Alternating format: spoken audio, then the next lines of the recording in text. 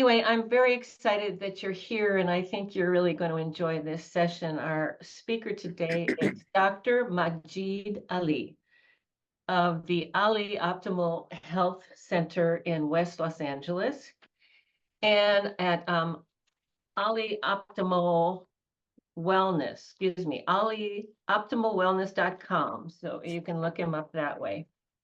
And I'm excited to introduce him to you, but before I do that, I'm going to just take a moment to say how it happens that I'm doing this. I'm a writer. This is my second novel that has kind of started all of this for me, The Human Trial. It's a medical thriller. And the writing of it was based on three profound personal experiences that I had personally with my health, or in fact, one was my father's health. And so let me just talk briefly about my dad. My dad lived here in L.A. at the time. He came to my house after his first and last chemotherapy treatment for a recent diagnosis of leukemia. And his response was, "I don't care, I'd rather die, I'm not going back." And I had just heard about Dr. Royal Raymond Rife, his frequency experiments, his discoveries, his profound discoveries that have been suppressed ever since. And I'd seen it in action at my vet. And my vet is the one that told me about Royal Rife. He told me about what he thought those people were onto. They were working in the 20s and 30s. And he practiced it as well on my dog. So that was one of my profound experiences. My dog recovered from a pretty nasty disease and had 3 more years. So I said to my dad, "You haven't asked me, but if you did, I would take you to my vet." And because he practices magic, it's magic. And so my dad, being a pretty free thinker, said, "Well, what have I got to lose?" So off we went. The vet made him a cassette tape of sounds that are related through harmonics, which basically means step down by octaves, to the exact frequencies of his disease, the microbes of his disease. And so my dad listened to it night and day, and lo and behold, started feeling better, went back to his MDs a few weeks later, and they called his case the profoundest case, the damnedest case of spontaneous remission they had ever seen. And my dad died some years later of pneumonia, not leukemia. So that is when I finally got the message from the universe, and I did a deep dive into what had I seen, what had I experienced. It took me to Royal Raymond Life, and it also took me to men like Einstein and Bohr, who 125 years ago basically proved that there's nothing in the universe besides vibrating energy. There's no real solid. If we could look at my desk, for example, sub microscopic level, we'd find vibrating energy. And everything in the universe is similarly made up of vibrating energy. Different combinations, different what is the word I'm looking for? Coalescences, that probably isn't even a word, but it makes up everything. So that is how I came to this. And the speaker series that we've started with Majid here today and others that we've had over this last year has been based on all of that and looking at what's out there. What don't we know about? What could benefit us and give us back a little bit of control over our health? So that's where we are today. And now I'd like to introduce our speaker for the day, Majid Ali, Dr. Majid Ali, who I loved his self-description when I spoke to him. He is a self-described frat boy, football player, on his way to medical school, and got sidetracked into this whole path of holistic health. So he's going to tell us how he did that. And he's also going to describe his practice, which also was very interestingly described to me which will require some explanation. As how he practices is, it's like Chinese medicine meets muscle testing, meets mudras, meets physics. And so we come back to physics, we come back to vibration, frequency of everything in the universe as the underlying essence. And with that, I would like to ask Dr. Majid to tell us a little bit about Ali Optimal Wellness in West Los Angeles, where he's been practicing holistic approaches to health for 36 years, and how he came to be, and then how he practices. So let's start with your journey, which sounds very interesting, from frat boy to holistic health. Yeah, there's not a lot of frat boys going to holistic medicine, that's for sure.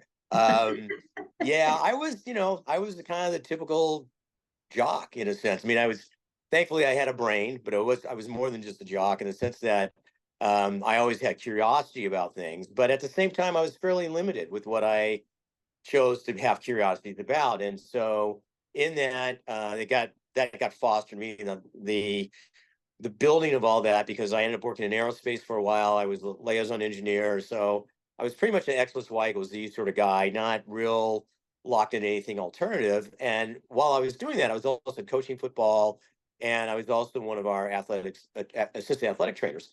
So I realized I kind of had a knack for figuring out injuries. I realized the corporate life in terms of aerospace was not going to be the life for me.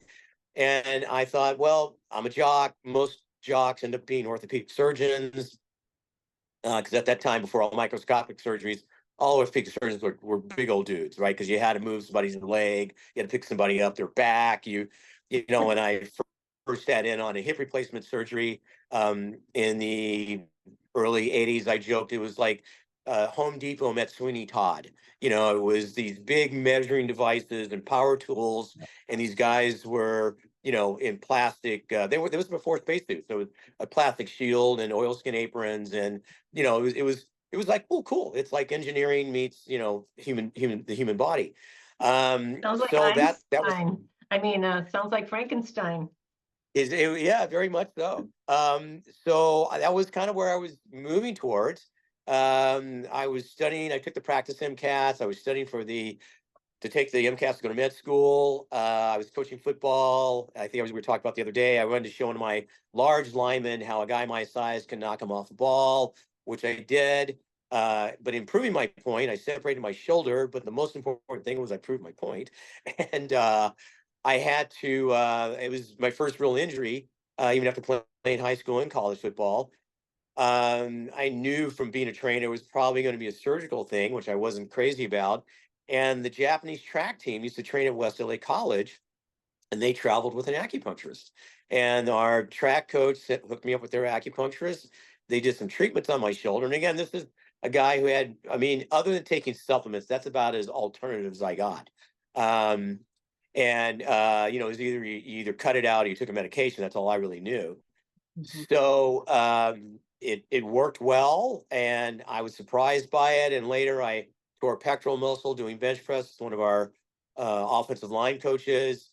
If you guys never figured out, I'm a little competitive. And so tore the pectoral, went back to that same acupuncturist. This was a few months later, fixed my pec. I was so intrigued by this. This was about the time Santa Monica Emperor's College was just opening, and they had a intro to acupuncture class. So that curiosity side of me, I wanted to see if I could find out the science behind why the needles work, what was going on. Because from what I could get from broken Japanese to English, there was some conversation of chi and blood and moving energy through meridians, but I had no idea what the heck that meant. So I sit in on this intro class. I was intrigued by it. And as my joke is, I never left. I went there for 3.5 years. Along the way, I met some intriguing people. One way I paid my way through acupuncture school, I bartended where I was working. The district health officer for South Central used to come in, and he saw my medical text there, and he was asking me about what I was studying, and he was intrigued by Chinese medicine, even though he's an MD. So he allowed me to almost intern. I got to hang out with him at his clinic in South Central. and he taught me how to read X-rays and MRIs and read lab work. And he was really big on the foundations of also, he really drilled me in pediatrics because he felt if you understood pediatrics, you understood how the body developed, which then made it easier to extrapolate that to adults. At that same time, there was the chief of staff of medicine for us at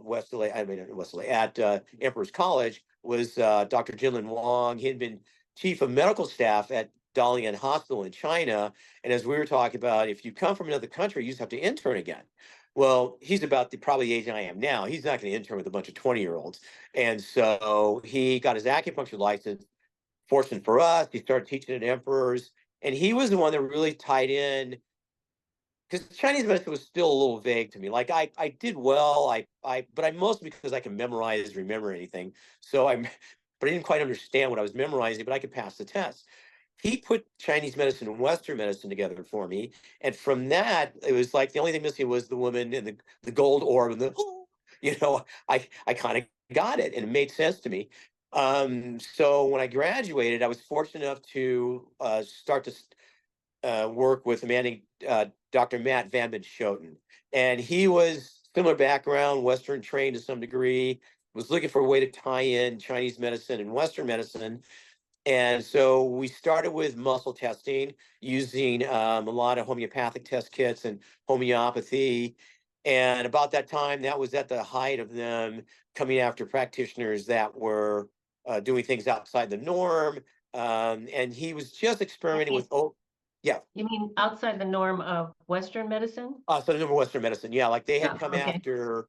There was an MD on the East Coast that wasn't even saying he was treating cancer with nutritional therapy. He was saying he was doing supportive therapy, and they came after his license. There was a doctor in Washington that was treating people alternatively for, again, never said he was treating cancer, was treating cancer patients using IVs and things like that. And there's some famous video of that in the early 90s, them coming in guns drawn, taking out his files, people in handcuffs. And we had kind of, yeah, it was pretty intense. And we had kind of gotten a deep throat thing that they were looking at our clinic because we were taking homeopathy, we're taking pills, making our own remedies with it, and they were going to try and get us for illegal dispensing. Yeah. So, can I just make a quick point there? yeah, sure. So I've recently been talking about the homeopathic drugstore in Santa Monica, which some of you know. And I went in to speak to the homeopath, and she said to me, do you know that there were the first medical schools in California, and there was a plethora of them. They were all homeopathic, and they kind of got squeezed out. It's in the ways that you're talking about. And another of our speakers has said something very interesting, I think. She said that no matter what kind of toolbox you can develop in your education, whether you go through, 12 years of medical training, whatever, you come out with something called the standard of practice. The standard of practice directs you to chemotherapy, radiation, and surgery. That is the standard of practice for traditional medicine. Okay, I'm sorry I interrupted you. No. Well, you were talking about this stuff. I had to just point it out. Yeah, well, just a quick point with that as well. The AMA wasn't developed by an MD. It was some guy in middle America that was trying to coalesce a group of MDs and what was then the burgeoning pharmaceutical phase. Most of the doctors in the late 19th century into the early 20th centuries, they were predominantly naturopaths, and they mostly used homeopathy. And so and when they try to standardize testing, and they said, okay, well, we'll grandfather naturopaths in if they can pass these medical tests. They passed it like a 10-to-1 ratio over the MDs, and they didn't like that. So they kept trying to change. They kept moving the yardstick, So it was one of those things that it was very interesting. So kind of going back to with Matt, we had to change direction pretty quickly. So Matt had already been playing with the concept of O-ring testing, where you pull the middle finger and the thumb apart for muscle testing as opposed to the larger muscle testing. And he was looking at mudras from this medical anthropologist. It was a medical historian, a medical physicist, and they were trying to figure out the energetic relationships between finger combinations, what that matched to by taking readings from the Sanskrit and what they were trying to treat with said mudras. And they found that certain combinations matched frequencies because each finger puts out a radiance that you put those together in color spectrums. You know, you have red, orange, green, yellow. You put those together. Coincidentally, certain combinations match frequencies of viruses and bacteria. And then we extrapolate to look for things like parasites and funguses and enzyme activities and hormones. But by putting your fingers together in certain combinations, you develop this way to measure something called biophoton emissions, bio life, photons light.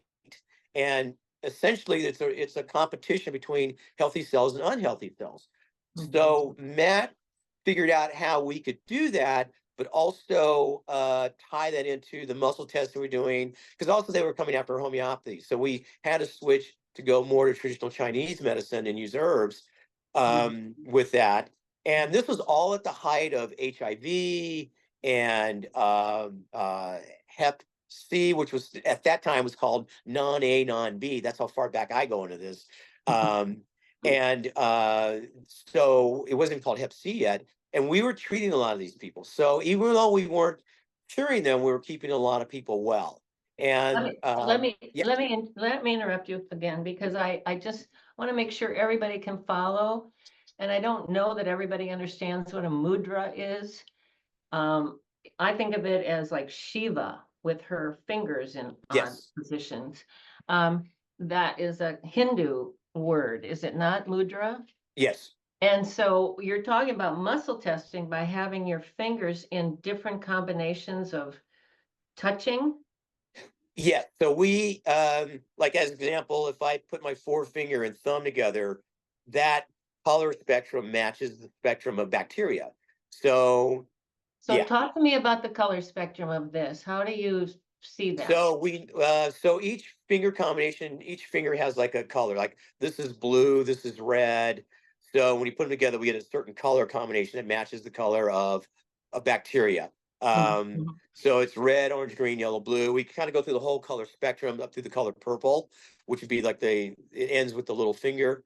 And so by certain combinations, Matt determined that we could evaluate people on different levels, whether that was looking for anything from inflammatory immunoglobulin system, so IgG, IgA, IgM, those Okay, type of things. we don't know those words. Yeah, so they're part of the immune system. So they're part of things that make us allergic or make us react to things. We can look for hormones in sense of is it estrogen, is it progesterone, is it testosterone that are out of balance. We can look for cortisol, and we do that. So the next step of that was Matt decided then see if we could correlate particular acupuncture points to specific organ function. So like if we go on the inside, I'm sorry, yeah, Majid, I'm sorry, Majid, I keep interrupting, but you're going no, very fast and you're saying things that not all of us might understand. But I want to say, so what you're doing with these mudras is uh-huh, you're looking at, it's really the spectroscopic reality of microbes. right. This is what Royal Rife was looking at. He identified various disease microbes by their color in the spectrum.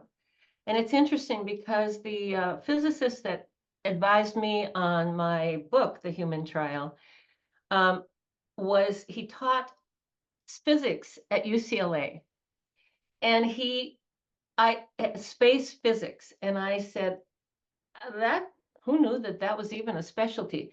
He said, well, we use spectroscopy. We use the spectrum, the colors that we can identify out in space, and then we know what the combination of materials are, what their frequency. So spectroscopy relates to the frequency, which relates to the underlying mass that they're looking at. Right.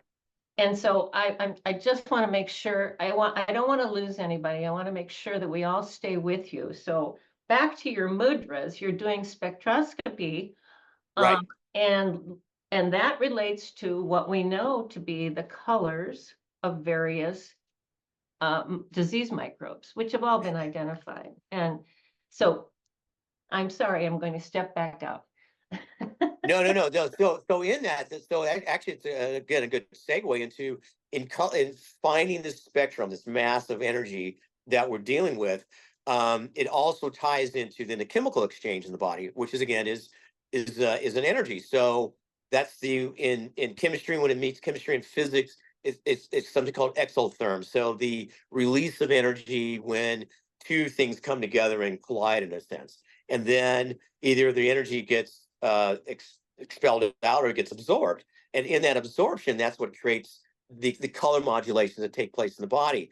So they do that now with like color MRIs, right? And they'll try and on that spectrograph, when they're measuring energy, the color that they see, that hue that they see dictates, oh, let's say the lungs are supposed to look blue, which happens to be the color of the lungs in Chinese medicine is blue. And so when it has this blue hue to it, then if there's a dark mass in the middle, they say, oh, that dark mass is big there because it's absorbing all colors because it becomes black. And so that blackness says, okay, that's an ailment of some sort. That could be a tumor, but even then, those masses can be different colors.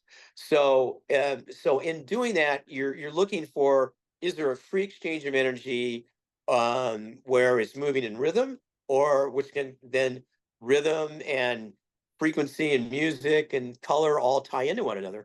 So you're looking at, is there is a wavelength of energy that's effective for dealing with people. So Chinese had different terms for that. They called it qi and blood and yin and yang. So qi is this energy. They say qi moves the blood nourishes the qi, which can somewhat translate to our nervous system. But also, you're talking things at the microscopic, at the cellular level. And this is that yin and yang concept as well, which is yin is more kind of cooling and nourishing. Yang is very vibrant and energetic. But you know, it's like having a big engine, which is you need the gas, right? Which is kind of the yin to make the engine fire. We have that same capacity, so we're always looking for ways to manage that energy in a safe and sane way, so that we maintain health.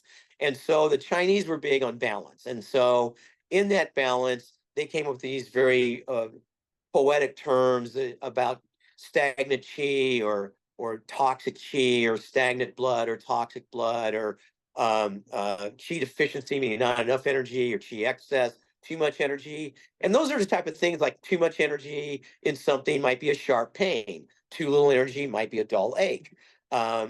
For some people, it may be more overt. Like too much energy, they're hyper. Too little energy, they can't get off the couch. So it's about trying. How do you take that information and tie that into everybody's health journey? So, because everybody has a different health journey, everybody has different reasons why they're doing what they do, and not everybody's going to work well with Western medicine. You're always going to get those people, no matter what you give them, it's going to work. And then you're going to get those outliers. I always tell people it's like a wave curve, right? You in the middle of that apex of the curve is where about 60% of the people reside, and they might get some results with standard Western care. But then you have these slopes that fall off, and some people are going to do better with, you're going to have to take a lot more of something or a lot less of something. And that's where our testing comes in, because it allows us to manage how much we have to give somebody, what they need. We have a 300 pharmacy here. So as we muscle test people and we find something that's wrong, I call that the hypothetical North Pole, again, energy. And if we find the right herb, that's a hypothetical South Pole that links the two things together, that we get balanced. So it's always about trying to find things that balance things. And what that does, it helps reduce, if there is such a thing as a side effect, it helps reduce side effect. But what it really does is that it fosters a better potential of healing, so that then we don't have those big healing crises or healing reactions. So it's kind of all encompassing, but yet very specific, and it can be very, very specific yet all encompassing. So it can be very macro and micro all at the same time. Wow. It was a lot. Well, I need to take a break here, just to let my ears catch up. Yeah. Okay, so what makes your practice unique?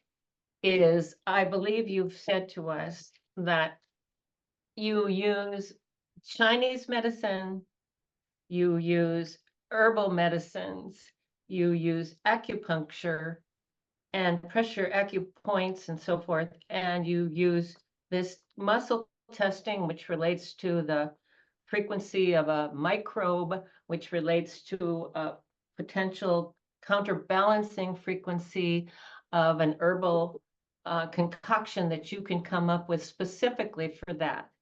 Am I Right. am I getting like the major points here? Yeah, yeah. So, and we see, yeah.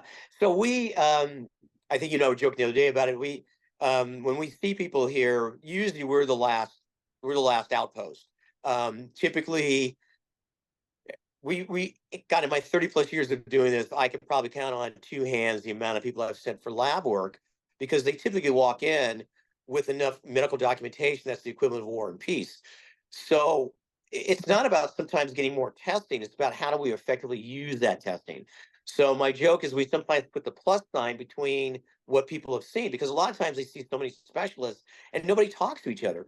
I remember as a kid, we had the family GP and he would make, and I was always sick as a kid, always had something. So I would go to a specialist, but my mom never spoke to the specialist. The specialist would send the information back to Dr. Williams. We would go talk to him and he would discern that information out. And then he would come up with a treatment plan. We don't really have that anymore No, we because don't. you see the specialist and then he can't figure it out. Or he gets a picture of the part of the picture. He sends you to the next specialist. He gets a picture, but they'll never speak.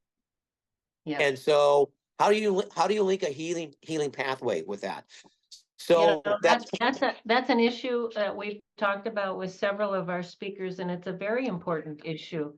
That is the overspecialization in traditional medicine, because you have 40 trillion cells talking to each other a billion times a second, and they are absolutely interconnected. You can't separate them. What's happening in your brain and your lungs and your blood and your heart, it it it it right. affects everything.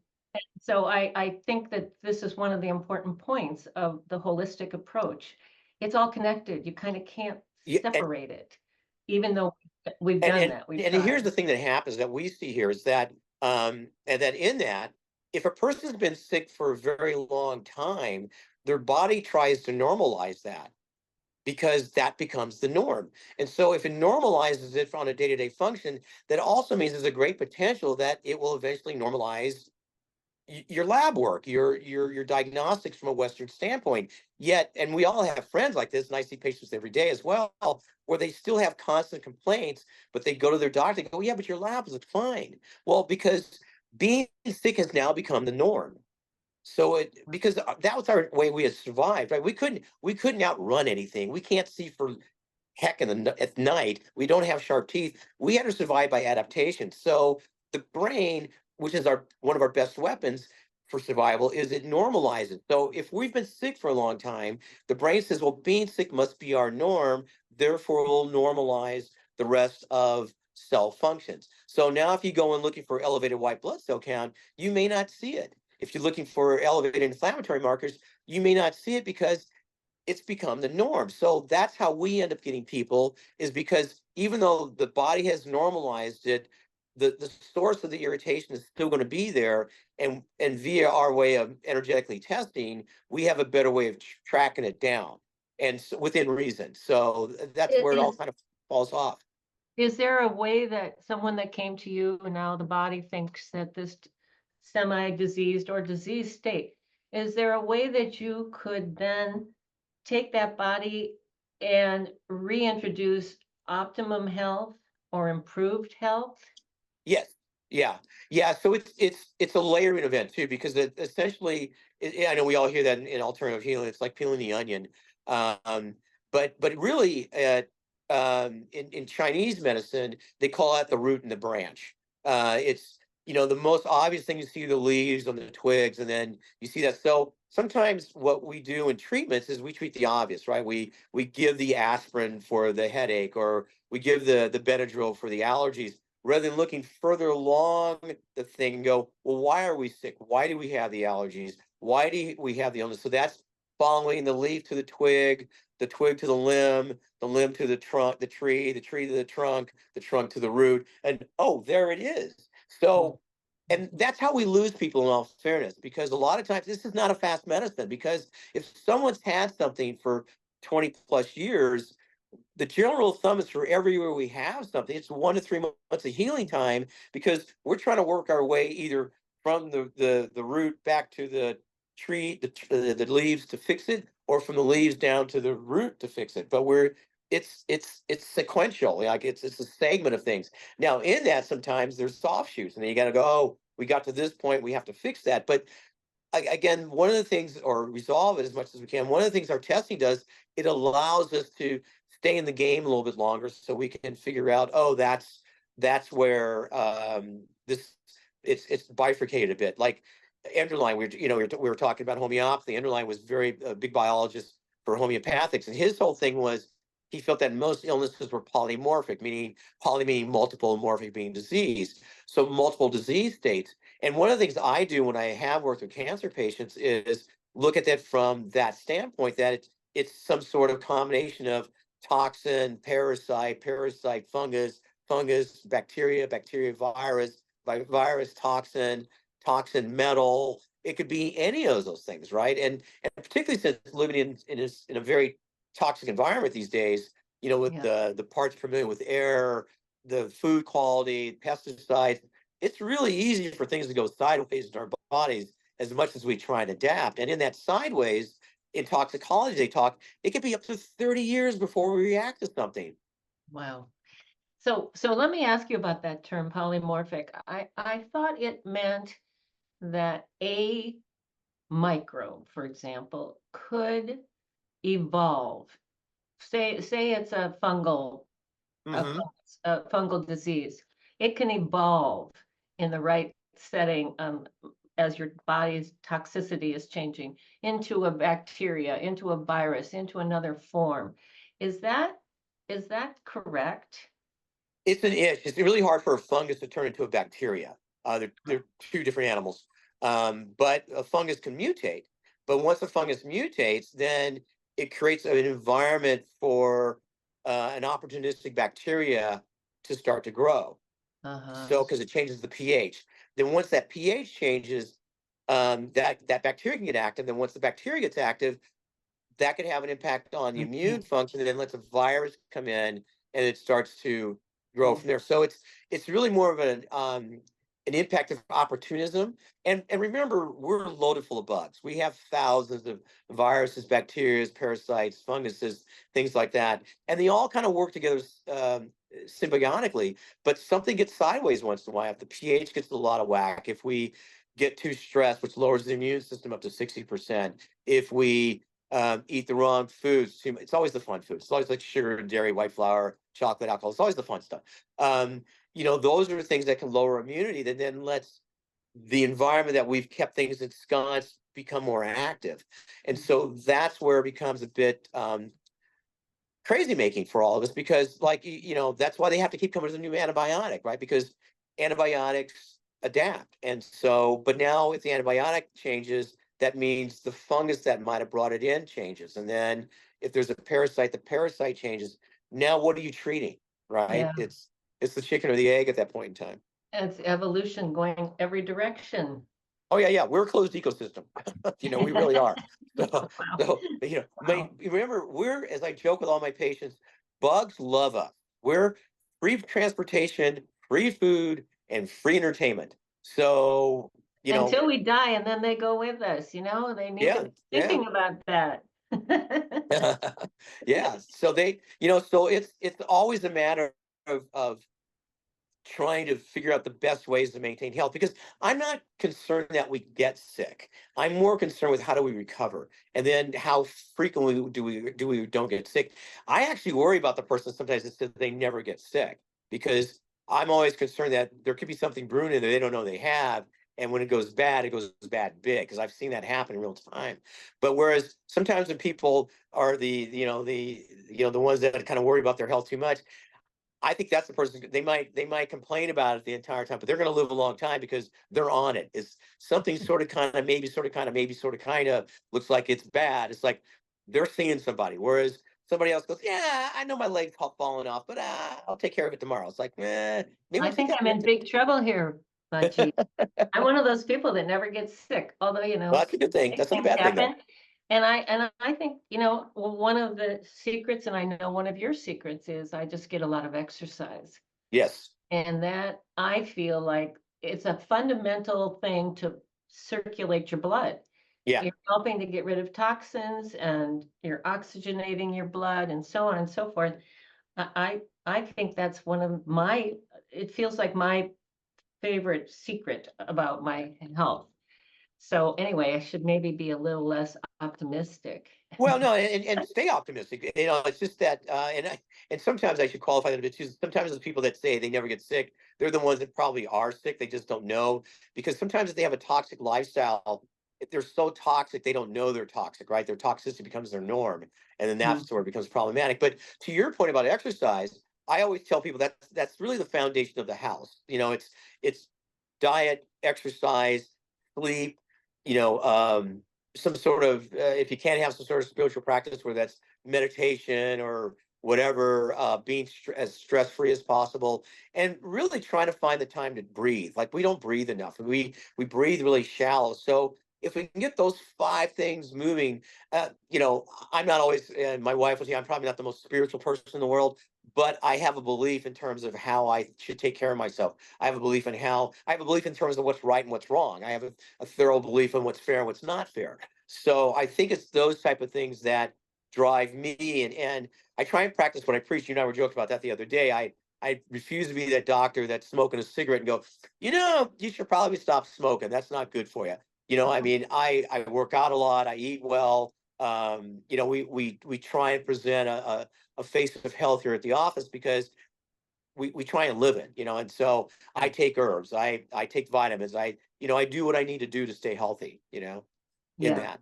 I think that is important. I think we're coming up on, how are we doing, Jesse? Are we coming up on a Q&A period?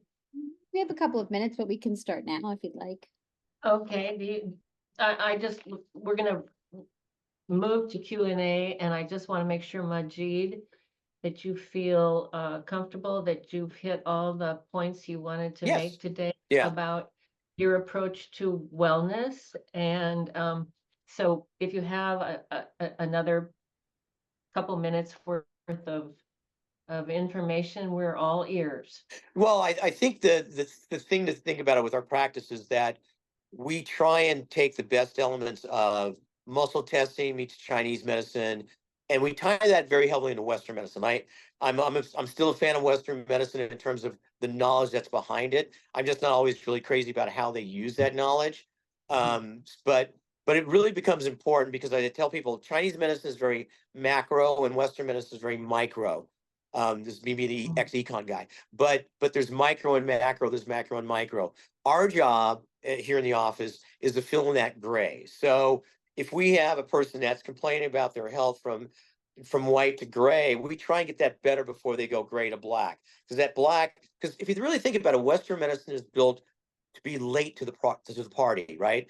They either cut it out, they have to heavily medicate it, they have to poison it because they don't have anything to treat it in that spectrum. So that's where we come into play and try to get to that spectrum before people get over here to really have to go to the big guns. And again, you have a sucking chest wound, you're not seeing me. But if it's some stuff where you've got a weird respiratory thing, that's where we come into our office. We can usually figure out what's going on and put you in the right direction to get you better. Okay, well, that's good. And you've been doing it for 36 years. And so optimalwellness.com if you guys want to learn more about Dr. Majid.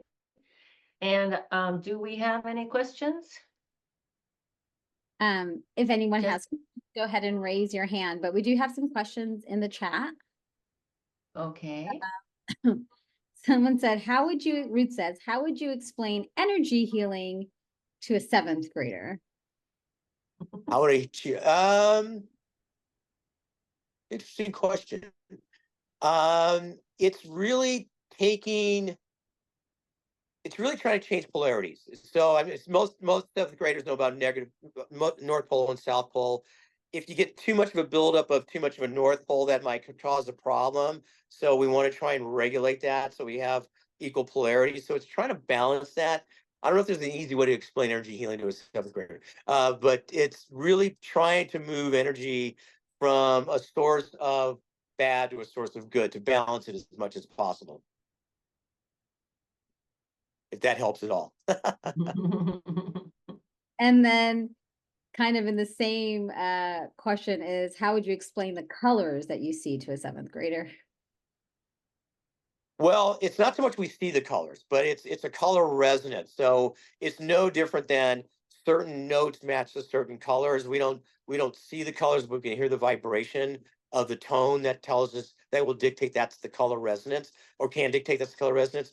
So in that, what we're doing is we're measuring the light that comes off the body via our mudra system, so that we know that that color, that resonance matches up to a red, orange, green, yellow, blue, purple, and then that tells us that that color translates to a specific pathogen or illness or irritation. So again, it's really kind of a feedback loop of what does that color tell us in relation to what we're looking for, in relation to how do we have to treat it. And can I just throw something in here about the spectrum? So everything in the universe is vibrating energy, whether we can perceive that with our senses or not. That means everything is on the spectrum. Everything has a vibration, a unique vibration as you're going up the audible scale, the visible scale, etc. But it's all related in one huge spectrum. So that's what energy healing is focusing on, the fact that we're all on the spectrum. Yes, and it's in tying in those spectrums that dictates health. And everybody's spectrum is different. Everybody has a different color analysis. So if red works for me, it may not work for you. But it's trying to find your resonance and balance so that you go forward and get healthy. Resonance being a very important thing. In the human trial, the doctors that I based that on discovered that if they could look at disease microbes in their living state, they could determine the frequency they were putting out. They further discovered that if they could recreate that frequency, it overwhelmed the disease microbes. It touched nothing else in the body. And the disease microbes became overwhelmed and eventually broke down and died and were passed out by your natural bodily systems. And that addressed the disease and left the patient completely untouched otherwise. So that frequency became not just identifying the microbe, but actually treating it and getting rid of it and killing it. Yeah, and it almost has a similar event what we try to do with the herbal formulas, because yes, there's a chemical component to the herbs. Let's say it's antibacterial, but also it has the energetics to break down the bacteria as well. So it kind of disrupts the bacteria's energies to make it easier for the therapeutic glycosides of the herbs to get in there and kill it off. So, and again, it kind of translates back to that exotherm and endotherm aspect of energy, because it's energy in, energy out, which is again cellular resonance, which is again color, which is again movement, right? So we're trying to establish a healthy movement exchange of energy at all times. And probably the easiest way of looking at it was like, if we eat food, it gives us fuel, and we exercise, right? That's a caloric exchange of energy, and that's a positive use of fuel in and energy out, and that creates movement. So we're trying to do that at different levels of cell levels, and removing waste products. So that's the antioxidants. Those are the things that become corrosive to our system. We're trying to remove that through as well. Mm-hmm. Mm-hmm. Then speaking of that, it seems Edna's asking, reverse polarity may not be a common occurrence, but how would you balance this out and return a balanced polarity? That could happen in a lot of different ways. A lot of times that's where acupuncture comes into play if we're not using herbs. Old school, we had something called ion pumping cords, where you put needles in people and then you had a positive side, a negative side, and you try to drain things. more distinctly, there's some called barrier points. And those are things that once we figure out where the person's out of balance, we'll put needles into those points, and that will oftentimes balance. But sometimes we can do it herbally. It just depends on where that misplaced polarity is coming from. If it's more pathogenic, sometimes you have to get the pathogens out of the system to reestablish a healthy polarity pathway, because it's going to be a buildup of too much energy in one area, and we need to disperse it someplace else. When you say needles, you're talking acupuncture needles? Acupuncture, yeah. Yeah. And you're talking about the meridians for the channels? Right, right. Yeah. Good, good. Okay, we Well, have there's somebody. Judy Saba has had her hand up. You can go ahead, Judy. Thank you so much. I really appreciate the holes that are being filled in my thinking by what you're saying this evening. It's been extremely helpful. And Thank you. so I've been dealing with chronic fatigue, Mm-hmm. a real loss of energy. And it's been going on since about 2012. Wow. And so,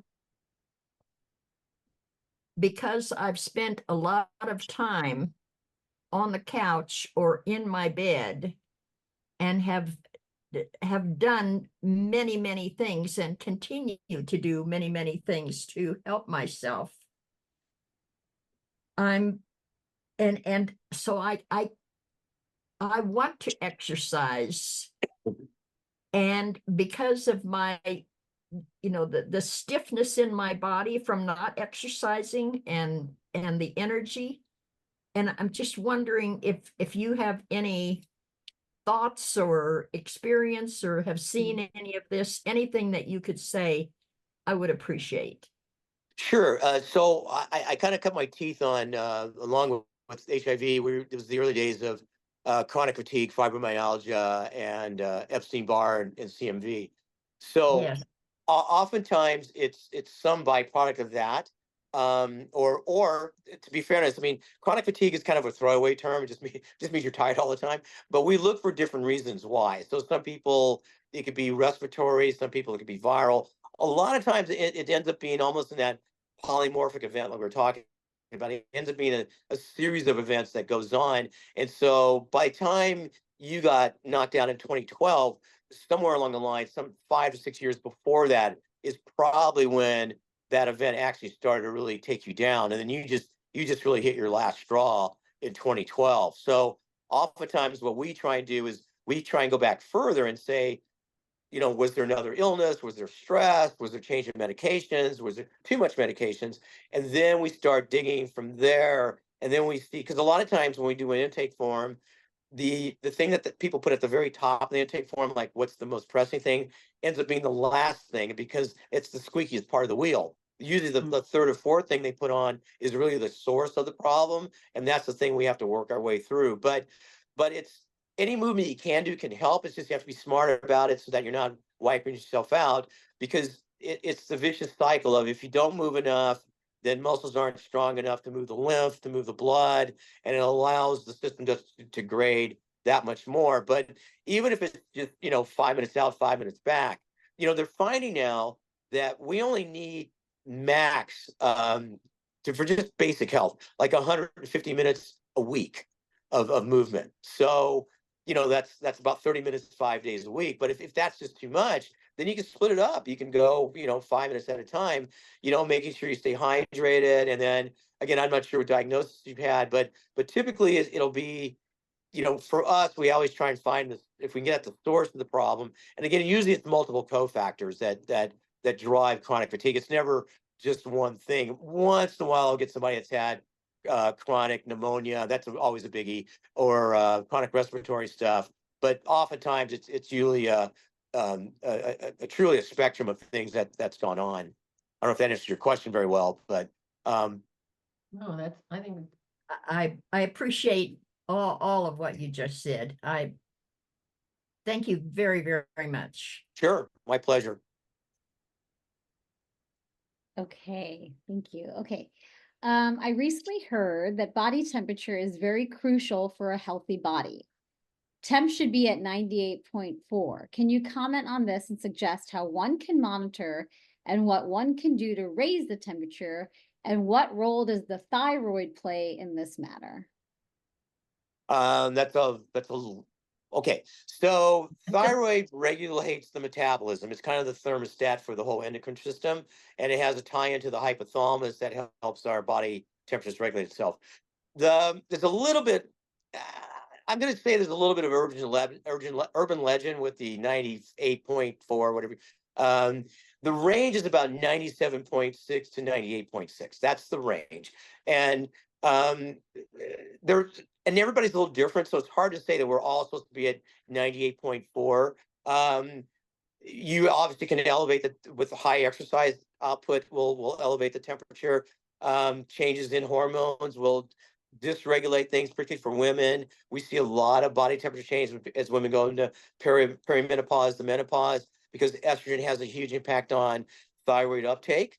So, sometimes the bar changes a bit, like when hormones kick in or lack of thereof, sometimes that needle goes down a bit. So it's really more trying to figure out, where do you feel your best? I don't think, and if you're to just try and manage, I work out all the time. I can honestly tell you, I have never once looked at my body temperature to see where I am and make sure how I feel. I just go by my pulse rate, my O2 saturation rate, my recovery from workouts.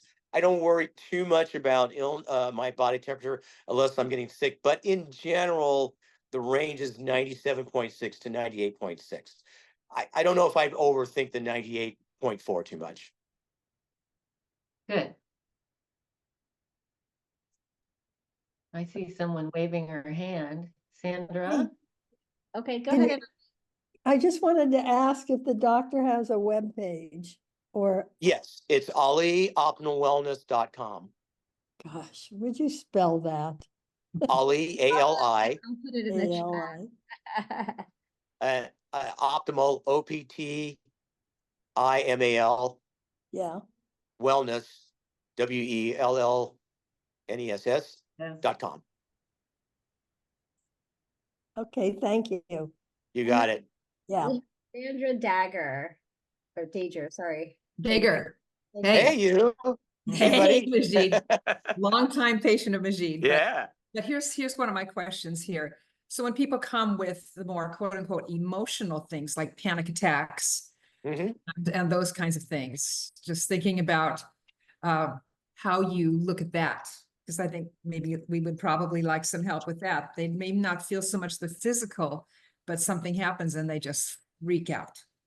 Well, that's a great question. So that's where we tie a little bit more into traditional Chinese medicine, because every organ has an emotion.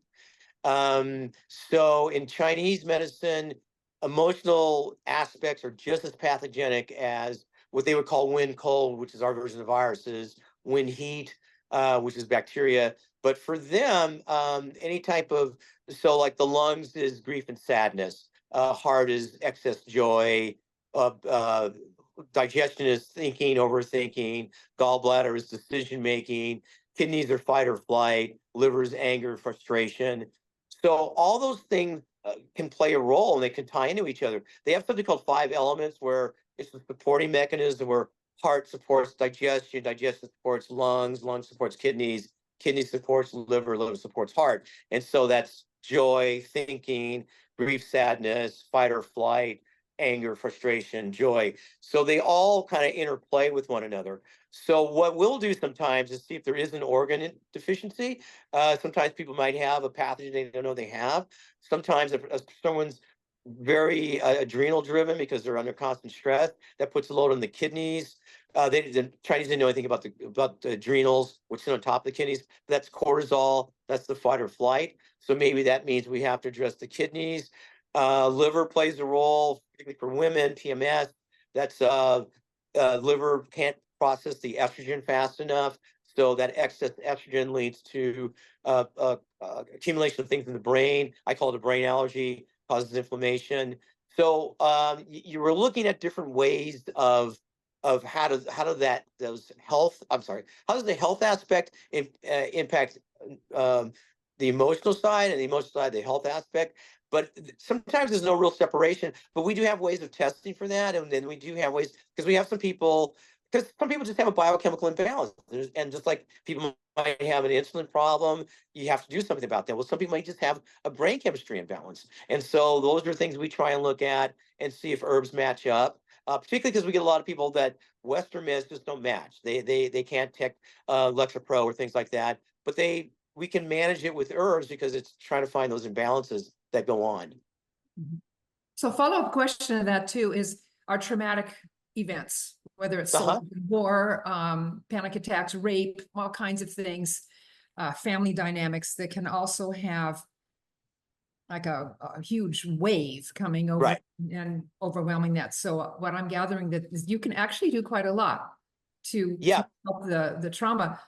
Do you also think there is a complementary role for things like hypnotherapy, talk therapy in conjunction with what you're doing? Oh, yeah, absolutely.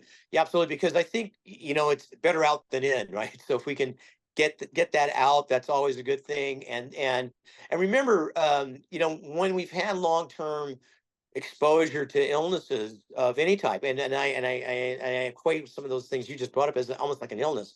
There's an epigenetic component, right? There's an epigenetic component that the almost at the cellular level, the body takes that stuff on. And so we have to find, and a bug flying around here, we have to find ways to manage that. And sometimes it requires, it takes a village, so it's not going to be just me.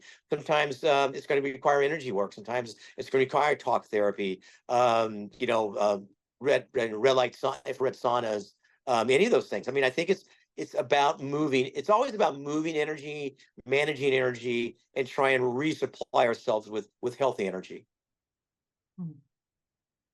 Very good. So, Jesse, how are we doing here? We're all out of questions, and I don't see anybody raising their hands, and it's 6:30. And so, no, you don't have any more questions No, in the queue. correct. Okay, well then, I think we've spent our hour together. I want to thank Dr. Majid, and I want to repeat the name of his practice is Ali Optimal Wellness.com if you want to look on the internet. And I guess my takeaway would be what it always is. I don't know. I'd like to ask you, Dr. Majid. My takeaway is always multiple disciplines, multiple opinions. So whatever your situation is, that's where I personally would start. And now let's hear from the doctor. Yeah, I mean, I think it almost what I was saying earlier, it really does take a village, and not everything's going to work for everybody. I mean, I would love to say everybody just walked in this front door and we've got them all better, but we can make some improvements. But certain things match up better for certain people. Some people do better with the Rife. Some people do better with chiropractic. Some people do better with different types of energy testing, and energy management. So it's not a one size fits all by any means. The other thing that was always stuck in my head when I was in acupuncture school is they were talking about how individual we are. Like if we had 10 people that came in with an upper respiratory infection, we should find 10 different reasons why and 10 different formulas. Like no one should be, some herbs might translate back and forth, but no one should get the same diagnosis nor the same formula. So I think it's the same thing. It's like, yeah, oftentimes we're the last people see a lot of times, but there's a lot of stuff out there, and there's a lot of good energy work and good modalities to be used. And then it's just really trying to find your path that makes it work best for you. Right. Well, thank you, Dr. Majid. Dr. Majid Ali, thank you so much. And Thanks for having me. Everybody for showing up and participating. And I hope we got your questions answered. And we're going to take a little time off from our speaker series. I am supposed to be writing a sequel, so I'm actually going to do that. And then we'll catch up with you again in the fall.